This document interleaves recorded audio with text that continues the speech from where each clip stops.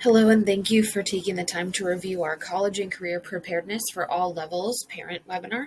My name is Paige Eliason, and I am the school counselor here at Perry Hall Christian School. I serve our students from 6th through 12th grade, but some of this information will also provide ideas for some elementary school families as well. I wanted to take this time to talk about how to prepare your high school kids for college and career, and then some of the early steps that you can be taking in elementary and middle school to help support your child through this process. First, I want to start with an overview of our college and career program. So last year was my first year here as the school counselor. I was a teacher before that. And so I wanted to sort of build this comprehensive program to make sure that we were equipping our students for post-secondary options, whether that's college, career, military, trade school, but that we wanted to give them all of the opportunities and all of the resources possible to prepare them well for after high school. Primarily, these things will apply to high school students, but there are some events as I continue to build the program each year that will apply to middle school and ideally someday elementary school as well. So we'll start the year by meeting individually with the seniors in September and probably some in October as well. If they have any specific college application questions, options for narrowing down their choices, asking for transcripts or recommendation letters, questions about standardized tests, those sorts of things. The first or second week of school, the Protecting Your GPA lesson with 9th grade, which there's also a parent webinar that you should have received as well, so that you can review some of these things. So we talked about grades all counting towards college, starting now in high school. There's more information in the parent-student handbook about the GPA and how it's calculated, what it is. And then we also discussed some of the benefits of taking honors and AP classes, weighted versus non-weighted GPAs, and then just some habits and skills to practice now that they're in high school to prepare them for afterwards. The virtual webinar for college and career preparedness for all levels. This is also being sent out in September, so we hope that this information is helpful for you. And when we get into October, I will be going into the classroom for 11th and 12th grade English classes to do a lesson with them about writing a college essay. So I'll be partnering with the high school English teachers with some sample essay prompts where the students will be able to review some good and bad college essays. They'll be able to receive constructive feedback on their own sample essay. And this activity is not just for college-bound students. It will also count as a grade in English class because students can always benefit for some extra writing practice, even if college is not their intended goal. Then the PSAT 8-9 and the PSAT NMSQT, we offer that for 9th, 10th, and 11th graders, and that will take place this year on October 13th during the school day.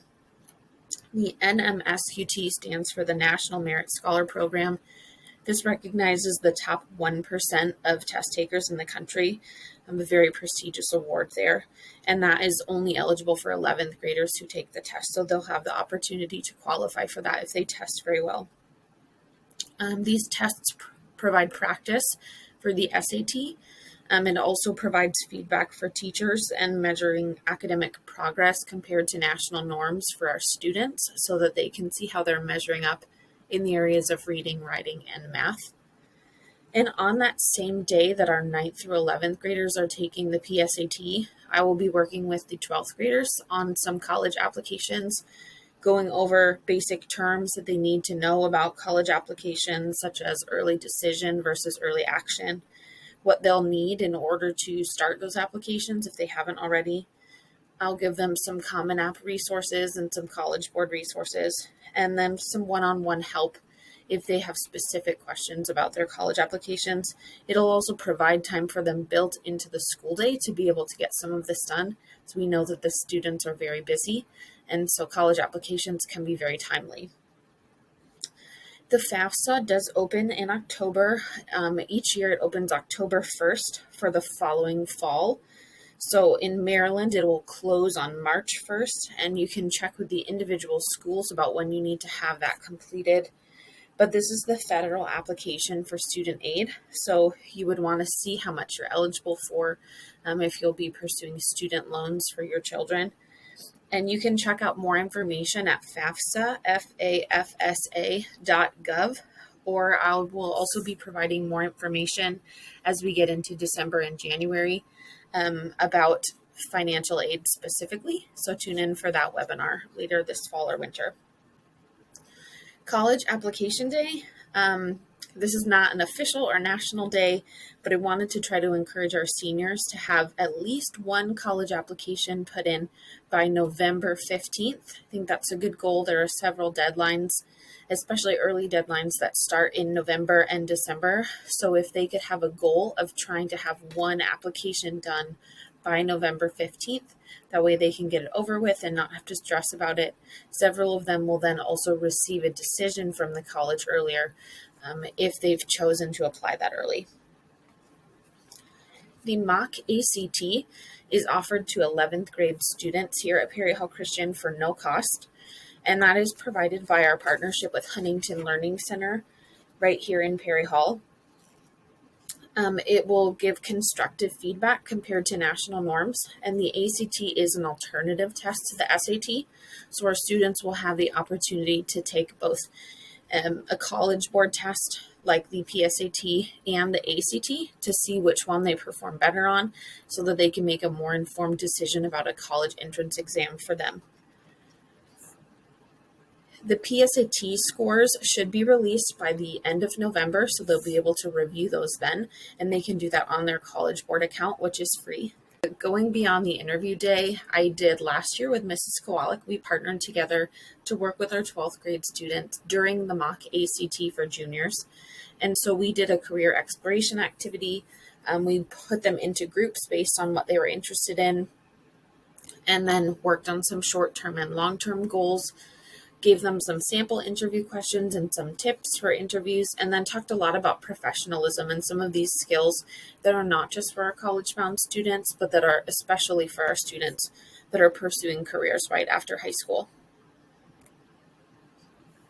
Now, December, January, and February this year, I am planning to take some leave during that time of year. So I do have some things already in place while I'm gone. And some of those things include a personality or aptitude test for all of our upper school students to be able to evaluate their strengths and weaknesses, and to be able to look at some potential jobs or careers that may align with those things.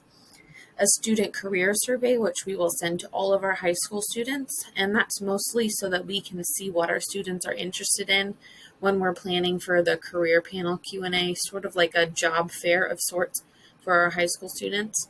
And then there will be a virtual parent night with Huntington Learning Center. So the woman that grades all of the mock ACTs, she likes to provide a night where parents can come ask questions and get more information about the pros and cons of different college entrance exams, some feedback on their ACT scores, and some standards for some popular colleges that our students attend. And then in January, you can be looking for that virtual webinar about financial aid and other post-secondary options and how you can use financial aid for that. And then in February, it's my goal to have the career panel. This year, we weren't able to do it last year due to COVID, but we're hoping to be able to do it. Even if it's virtual, we would still like to provide this for our students. And that's for all of our high school students to be able to hear from some people in the community that are connected through parents of our families here, through the church community, through connections that we have in this area, to be able to hear from different jobs and different careers that our students may be interested in. And then in the spring, I will go back into the 11th and 12th grade English classes and help our students work on writing a resume, where they'll be able to get feedback and constructive criticism on making sure that they have a nice resume set up. Be able to talk about if they're a good fit for the job they're applying for, evaluating their service and volunteer work and their qualifications and how that aligns with jobs they're interested in. And then just helping prepare them as they prepare to enter either college or the workforce or trade or technical school or the military. College and Career Week with our juniors. This was such a blast last year with our junior class. And so while our seniors were on their missions trip, we took some time to have some college admissions counselors come and talk with our kids and do different activities, getting them excited about different schools. We went through the Myers-Briggs type indicator and broke our students into groups based on their personality types and talking about how that can sort of also align with working as a team. We practiced some interview skills again that they had learned earlier. And then we also went over what they should be preparing for as they're entering 12th grade and going into the summer before their senior year. The SAT school day is offered to our juniors. It is optional. We do provide it during the school day here, but it is paid by families because it is optional. So your student will have the opportunity to take the SAT on our campus without having to go to a different campus or to find a testing center or something where they would have to seek that out themselves. We like to provide that option for our students here because we find that they're more comfortable in this testing environment since they're used to it. Then mock interview day would be ideally for our juniors and seniors. Again, we were not able to do this last year, so we're really hoping to be able to do it this year, even if we have to do it virtually. But we're hopeful that we'll be able to complete it this year. So they'll be able to practice those interview skills that they've learned the last 2 years. They'll bring their revised resumes and they'll prepare for entering the workforce by following up with those members from our career Q&A panel in the areas that those students are particularly interested in. And the career fair for our middle school students, sort of an introductory lesson where the students will have an opportunity to look at and explore several different options. We know that it's still early thinking about jobs in middle school, but it's never too early to explore all of the options and to kind of have your mind open to how many careers there really are out there. So we wanted to provide some opportunity and some resources for our middle school students to get kind of a general idea of what they'll be seeing as they go into high school. And then I'll start to meet with the juniors individually as well once we get into the spring, making sure that if they have any questions before they're going into that summer before their senior year, that I'm answering all of those and helping them get started on that process. The Career Shadow Day is again another hopeful idea we have where they'll have the opportunity to observe in the field that they're interested in. And so this would hopefully be for our seniors, maybe our juniors as well, to be able to shadow individuals that they either interviewed with or that were part of our career Q&A panel, just to see if it will give them clarity about what they like or don't like. If they're not sure about a career, it may help them to narrow down their options or open their mind to a new career that maybe they would like or would be good at. And just building those connections in the community. And then AP testing also occurs in May. That will potentially give students college credit if they pass those tests and take them. This changes occasionally based on teachers and students, but currently we offer 3 alternating courses every other year in history, math, and English.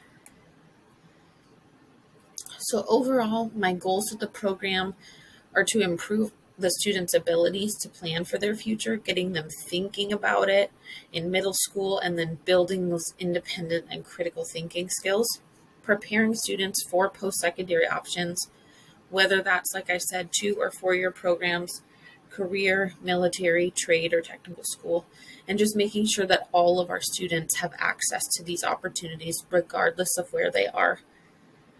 To ensure that PHCS has a comprehensive college preparatory program.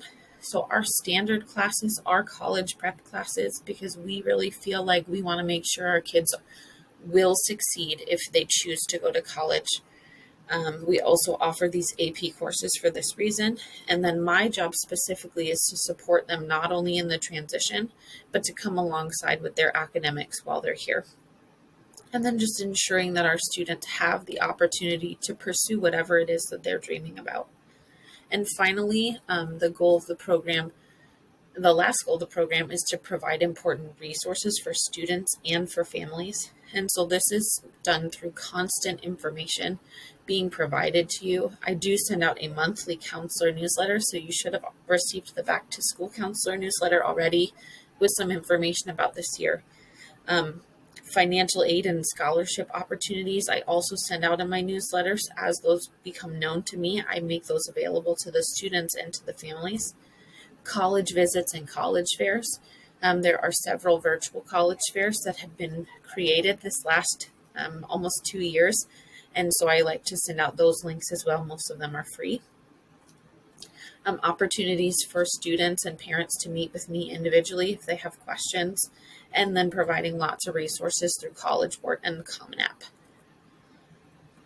So for elementary school parents, if you've tuned into this, how can you start thinking about college and career ideas, even at the elementary school level? Well, you can start with, what are your child's strengths? What are they good at? What are they taking a liking to? What are they passionate about? Be encouraging them in those things. Working on communication skills, peer interaction, limiting digital time, encouraging open communication as a family, verbal and nonverbal cues, and making sure those things are appropriate. Having them try different extracurricular activities. So some kids don't find the thing that they like or the thing that they're good at when they're that little. And sometimes they don't ever find just one thing that they like or that they're good at. Some kids like to do lots of different things. And so just trying to help them explore.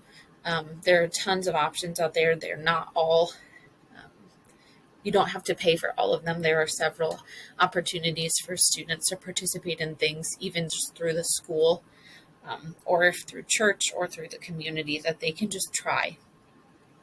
And then just being supportive academically, socially, emotionally, being available to them and being present and part of their experience. Middle school parents, how can you build on that foundation? So again, what are your child's strengths and what are their weaknesses? How can you build from the strengths and not focus on the weaknesses, but acknowledging when they need some extra support with things? Digital literacy and communication. Mrs. McCulley actually works really hard and is very passionate about digital literacy and teaching that in middle school. But just some other communication things like peer interaction, in-person communication, having students articulate their own needs in middle school and giving them a little bit of sense of that independence that they'll start to develop more in high school. And then digital expectations at home, whatever that looks like, whether it's limiting time or explaining the purpose or having some sort of accountability about that, and just understanding appropriate digital behavior. Again, trying different extracurricular activities and serving opportunities, building systems of organization. So this would be like executive functioning skills, which we do work on here as well at school. And then just supporting them, continuing to be a part of their academic journey, but sort of letting them take over a little bit more as they go throughout the middle school year, so that when they get to high school, they'll be more independent in that and socially, emotionally as well. And in high school, one thing I really like to share with families is make sure that you discuss the expectations for post-secondary plans. If it's college, what does the financial burden look like? How much, who's paying, who's providing what support, if any support? Will there have to be loans? Who will have to take the loans out? What kind of distance expectations?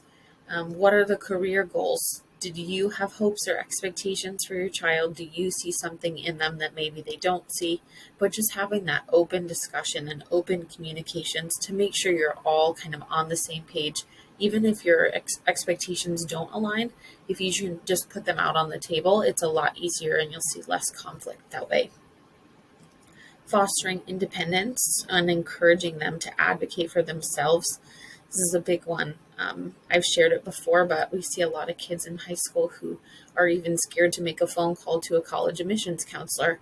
I know my first time calling a college admissions counselor back when I was in high school, I was really nervous about it. I did not like talking on the phone, but just having them advocate for themselves when they have a question, building that independence gradually over time, so that way by the time they're ready to leave, whether that's career, moving out on their own, military, college, that they're prepared and ready to be independent. Digital literacy and communication, again, continuing to build those skills. finding opportunities for serving, internships, extracurriculars at school, at church, in the community, thinking about the connections that you have, maybe people that you know through your church, through our school here, and just trying to provide options for them. Visiting colleges, college fairs, talking with military, talking with trade and technical schools, going to community colleges to meet with admissions counselors, taking them to job interviews, just these different things. And then supporting them, again, academically, emotionally, socially. It's important all the way through, but especially as they're getting ready to transition to the next chapter.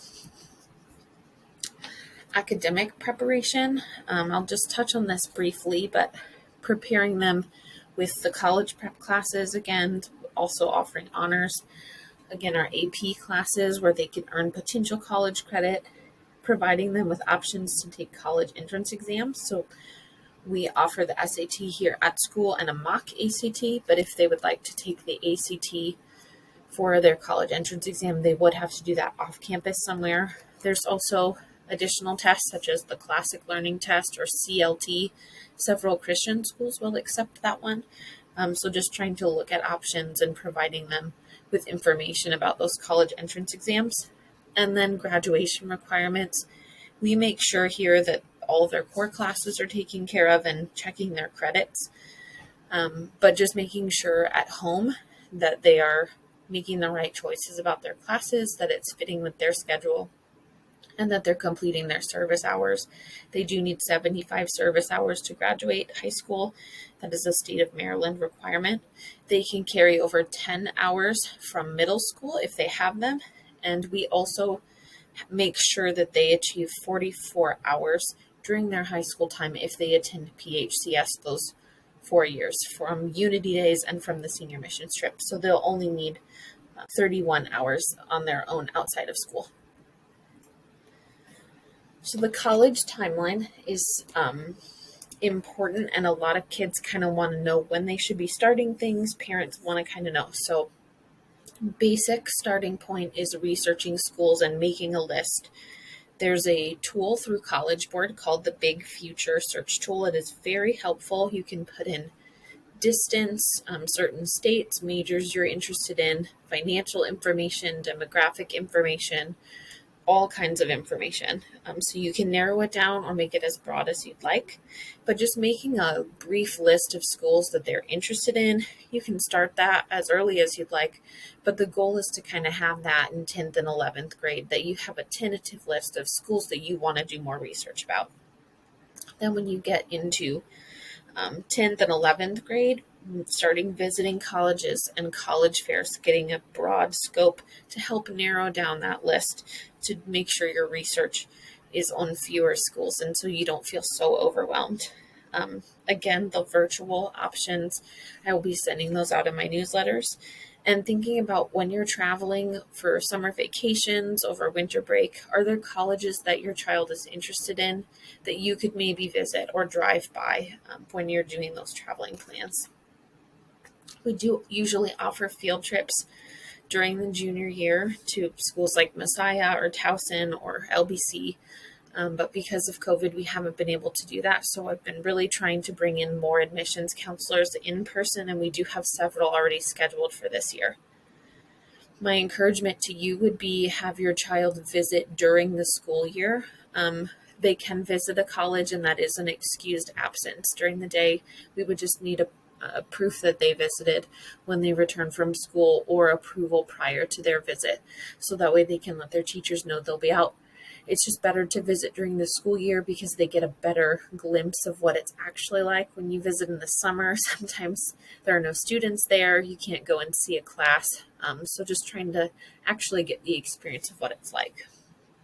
Then narrow down those choices and start taking the entrance exams. That's sort of the end of the summer before your senior year and into the beginning of senior year. And then applying for college and financial aid. So the goal would be to have your list of 4 to 8 schools that are your top choices, and that you've taken the ACT or the SAT, and now you're going to go and you're going to apply when you start your senior year in that end of summer, early fall of senior year. You can use the Common App or other multi-application websites. You can go directly through the school's website or by calling them on the phone. I know some schools do that. And then filling out your scholarship applications throughout your whole senior year as you're going through that.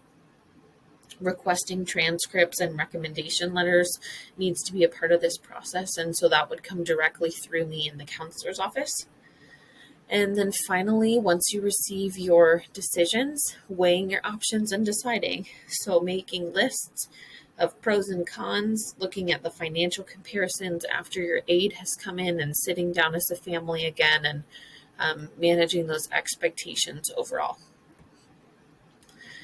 Now, a quick little sidebar on narrowing down those choices. We sort of have 3 different categories of schools I want you to keep in mind as you're choosing your 4 to 8 colleges that you're interested in. First is safety schools. This would be 1 to 2 schools that you are confident that you can get into. Comparing your GPA, your SAT scores, your overall resume to other students, you would be an easy candidate for that school. Fit schools, these are the ones where you look just like the average student there in terms of academics, extracurriculars, etc. So 2 to 4 fit schools that you'd have a pretty good chance of getting into, but it's not a guarantee. And then the reach schools, 1 or 2 options that will be a bit of a stretch. Maybe you don't quite have the test scores, or maybe your GPA is lower than average, but it still would be an option for you. And maybe that's a dream school or a goal that you have to try to improve your test scores to get into that one. Paying for college, there will be that financial aid webinar later this fall or winter. And so just starting to think about it now, those scholarship options, both private scholarships and aid offered directly from the school. You have the student loans through FAFSA, private loans. You can go through the bank, like Discover Bank, PNC Bank, lots of different options for private loans. Work study programs where your student can work part-time to be able to pay for their education. And then grants from legislators, senators, congresspeople, which these are grants so you don't have to pay them back. And finally, I've sort of talked about this briefly already, but just thinking about all of your different options. So I know a lot of this had to do with college. 4-year college is sort of the standard that people think that your college prep classes, and that we're trying to push college, but we do acknowledge that that is not the only option, that it's not for everybody. So there are several different post-secondary options, and I want to make sure that our students always understand all of their options here. So community college, whether that's CCBC or HCC, there's also wonderful honors programs through community college that then allow you to transfer to a 4-year college and finish their degree there.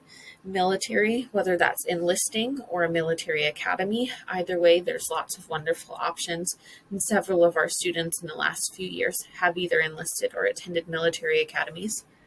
Trade or technical school, and then going straight into the workforce. So just giving our students resources for all 4 plus the 4-year opportunity, so that they can really weigh their pros and cons and see which one of these choices aligns with their long-term goals. So some helpful resources. I will always direct students and parents to collegeboard.org. There are tons and tons of things on their website. If you ever have questions, bigfuture.collegeboard.org will provide that search tool. There's also college Big Future Days that they did last year, which are sort of like college fairs. So be keeping an eye out for those. And then the Common App, that is one of those multi-application sites you can be looking at. So if you have any questions about this, college or career, again, my name is Paige Eliason, and I am the school counselor for 6th through 12th grade. So you can always email me. And I thank you so much for taking the time to watch this webinar.